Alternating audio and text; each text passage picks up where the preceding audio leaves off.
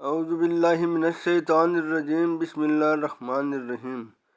حضرت ابی بن کعب رضی اللہ تعالی عنہ حضور کریم صلی اللہ علیہ وآلہ وسلم سے روایت کرتے ہیں کہ آپ صلی اللہ علیہ وآلہ وسلم نے صبح کی نماز میں ایک آدمی کو نہ پایا۔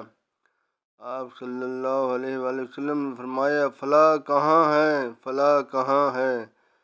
آپ نے فرمایا، نماز عشاء و فجر دونوں منافق پر بھاری ہیں، اگر ان کی عظمت ان کو معلوم ہو جائے تو گھٹنوں کے بل گھسٹ کر آئیں۔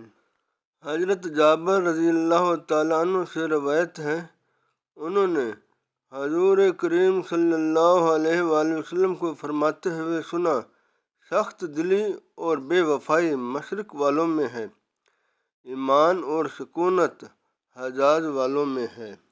حضرت ابو ہریرہ رضی اللہ تعالیٰ عنہ نے بیان کیا کہ رسول اللہ صلی اللہ علیہ وآلہ وسلم نے فرمایا، جس نے اللہ کی رضامندی والا علم اس غرض سے حاصل کیا کہ دنیا حاصل کرے، تو ایسا آدمی قیامت کے دن جنت کی خوشبو نہیں پا سکے گا۔